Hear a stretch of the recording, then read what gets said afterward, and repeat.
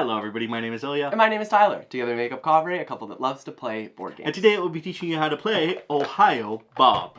Ohio Bob is designed by Christoph Rainbolt and is published by Grail Games, who helped sponsor this video. Let's go to the table and let's learn how to play.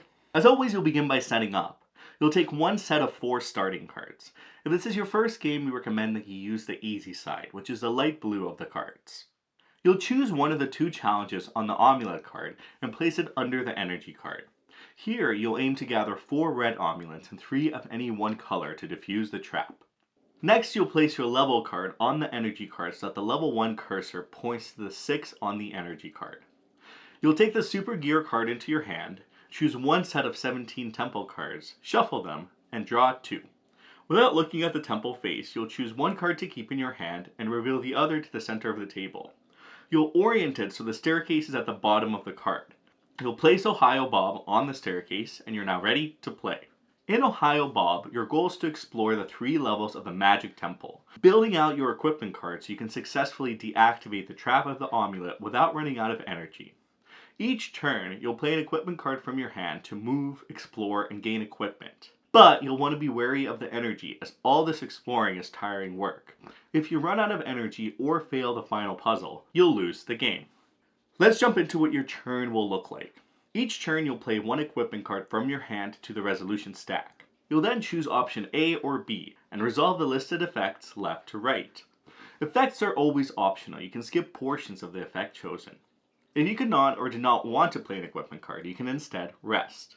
You'll take all the cards from the resolution pile back into your hand and lose as much energy as indicated next to the level card symbol. With that out of the way, let's take a look at the effects you'll see on the equipment cards. The most common effect is the move effect. You'll either move horizontally or vertically.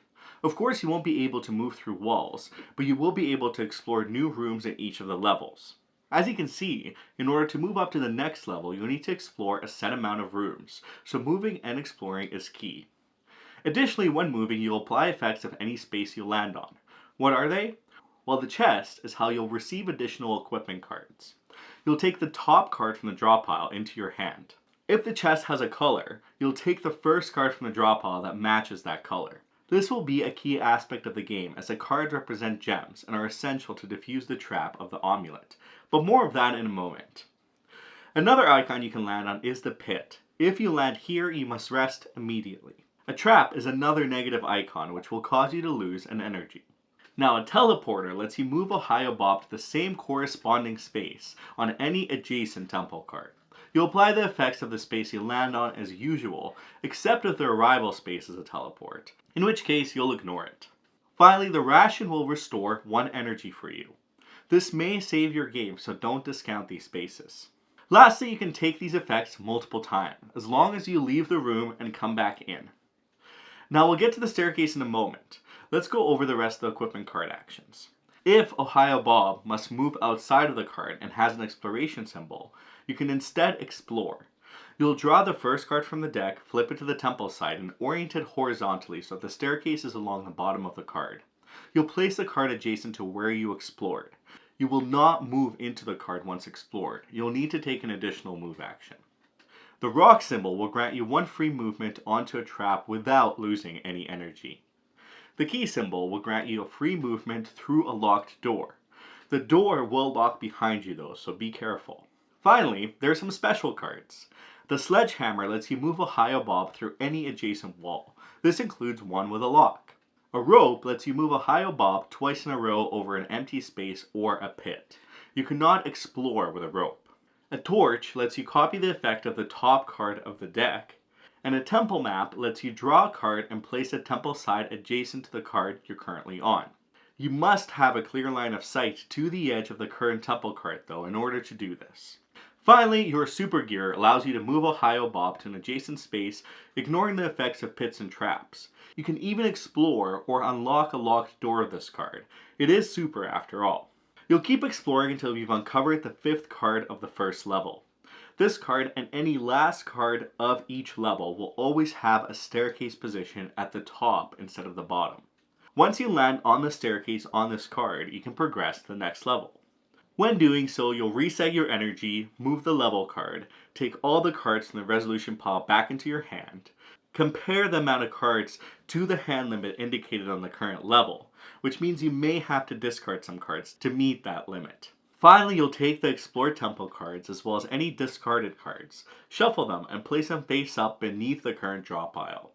You'll then choose one of the first 2 cards from the draw pile and flip it to the temple side in the center of the table.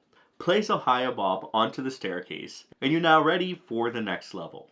You'll keep playing until you reach the last room in the staircase on the 3rd level. At this point, you're ready to confront the amulet's trap. To deactivate it, you'll need to have gathered the indicated gems as listed on your objective. Each equipment card you have is colored and represents a gem. If you have enough, you'll deactivate the trap, you'll collect the amulet, and you'll win the game. If not, you'll unfortunately lose the game. Additionally, you'll lose the game if your energy reaches 0, or if the draw pile is empty and you haven't finished exploring level 3. Want to play with 2 players? Let's throw Idaho Joe into the mix. In this game, you'll play cooperatively, each aiming to progress through the levels while helping each other out. In order to win, you'll both need to reach the 3rd level of the temple, fulfill the amulet's card's objective, and you'll need to have 3 cards of your partner's deck in your hand. The rules for this variant are essentially the same, and you can play simultaneously. You should try to time wrestling together though. Now, a few differences in this variant. If you collect a ration, they'll go to your partner instead. Additionally, when you escape the current level, you can pass on 1 energy to your partner, although it cannot be your last energy.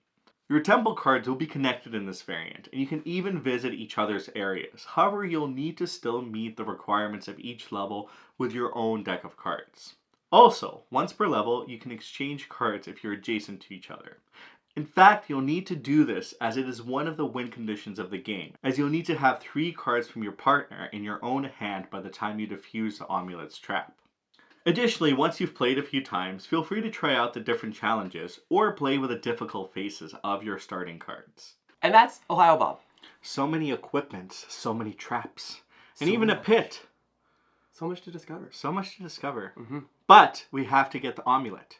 If you have any questions, leave them in the description comments down below so we can answer them and help you out. And if you want to learn more about this game or the Pixel series, there is a link in the description. Just click it and take a little bit of a gander through. You might learn something fun. And of course, if you found this video helpful, make sure you hit that thumbs up button, hit that subscribe button if you're new here, because we love talking and teaching board games to folks just like you. Also hit that bell, because it tells you when new videos of ours come out.